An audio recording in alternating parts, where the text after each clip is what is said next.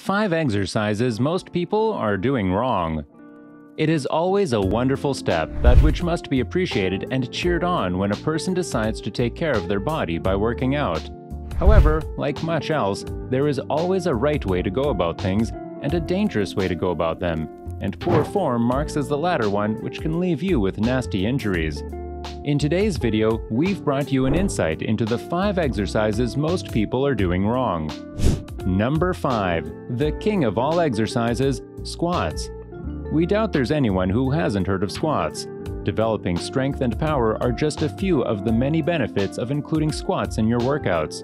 When performed correctly, this functional exercise also boosts your calorie burn, helps prevent injuries, strengthens your core, and improves your balance and posture by exercising multiple muscle groups, including the core, at the same time, resulting in positive muscle gain and hence, as said, even goes on to benefit your general posture.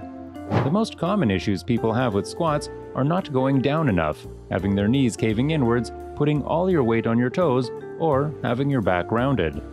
This bad form not only robs you of the strength and muscle gains that you were promised by the supposed king of all exercises, but further puts you at great risk of nasty injuries. Squats can be fixed by practicing proper form, doing extra sets of exercise that strengthens your core, and making sure to stretch your different muscles multiple times a day. Doing face pulls and the cobra stretch can help with thoracic extension so you can keep a neutral spine while squatting. Number 4. The leg killer, lunges. Always mentioned whenever there's even slight talk of leg exercise, lunges are a brilliant way of building up your quad and glute muscles. Lunges increase muscle mass to build up strength and tone your body, especially your core, butt, and legs. Improving your appearance isn't the main benefit of shaping up your body, as you'll also improve your posture and range of motion. All in all, are simply an amazing addition to any workout routine. You'll see many people making some common mistakes when trying to do lunges, which include shifting all their weight to the ball of the foot in the front, bending their torso towards the front, or the same front knee caving in problem. Bad form on lunges makes you a likely candidate for many types, inclusive of knee injury. Besides, have you ever thought about how absolutely silly one looks doing a lunge incorrectly? Since all the problems associated with the lunge are related to inability to keep balance and maintaining a straight back. An easy place to start can start by stretching your hip flexors, hamstrings, quads, and glutes regularly, as well as practicing good form using props, for example, a chair you can hold on to. Number 3. The arm busters, push-ups. Traditional push-ups are beneficial for building upper body strength. They work the triceps, pectoral muscles, and shoulders. When done with proper form, they can also strengthen the lower back and core by engaging or pulling in the abdominal muscles. Push-ups are a fast and effective exercise for building strength. Push-ups have a whole load of different variations. For instance, they can be wider, close-gripped, done on the fists, done with the feet elevated, done noisily and with clapping your hands in between repetitions, or done with one hand, so on and so forth. But let's just focus on the basic form with the hands placed slightly outside your shoulder width and feet placed firmly on the ground. The biggest and most common push-up mistakes include flaring the elbows too far out, fully perpendicular to the body, going only halfway down, pushing the hips up and down instead of moving the body, bending your back and/or head so the forehead reaches the ground first. Bad form on push-ups can range from simply being comical, which ensures that you don't get any real benefit from the exercise, to dangerous, particularly in the case of elbows flared out far to the side, which, over time, will damage the shoulder joint. Improving your push-up form is quite simple as long as you make an effort and leave your ego at the door. You plant your feet together, standing on the balls of your feet and placing your palms slightly wider than shoulder width.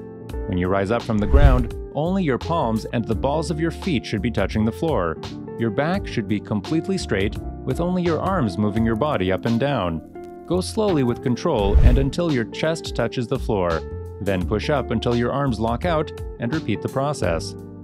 If you experience wrist pain, you can do some wrist stretches or perform push-ups on the fists on a somewhat softer surface, such as a yoga mat or old blanket on the ground. Number 2. The thigh tearing, sit-ups.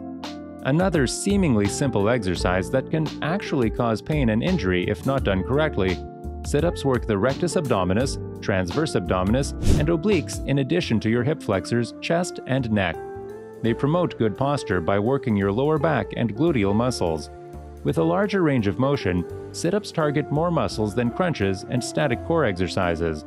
These mistakes people make whilst doing push-ups aren't too damaging for the most part, although repeating them frequently can lead to injury.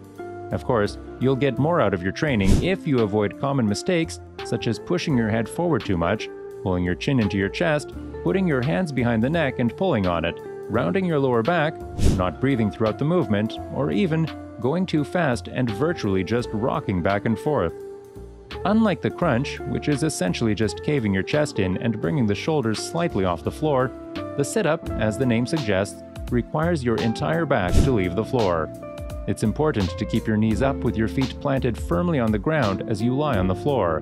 It's best to have your fingers pointing toward your temples if you like to flare the elbows out, or you can cross your arms on your chest.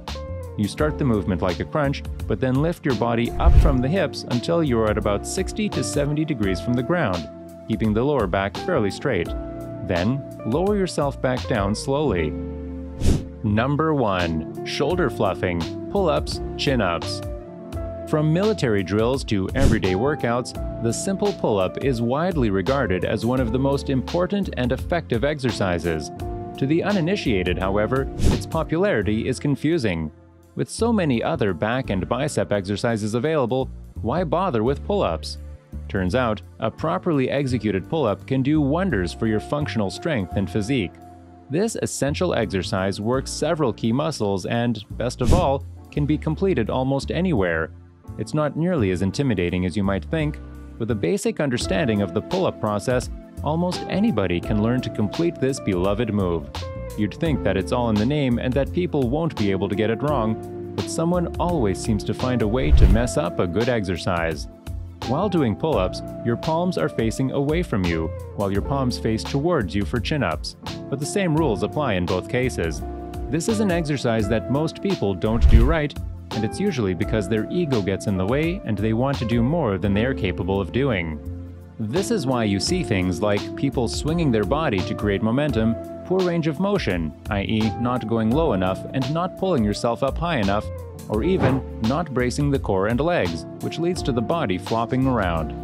You'll even see some more experienced lifters performing half reps, but unless you are very advanced and doing them as a finisher, you really should be paying attention to proper form. It's best to start off doing cable pull-downs on the lat machine until you can develop the strength to move your own body weight. Another great way to start is to jump into a pull-up or chin-up, then hold for as long as you can, and then lower yourself as slowly and with as much control as possible. Repeating several of these negative reps each time you train will slowly strengthen you enough to perform real reps. That is it for today's video. We hope you learned a thing or two from our video. If you did, let us know in the comment section below. Don't forget to join us on our next video, until which, keep up a good form.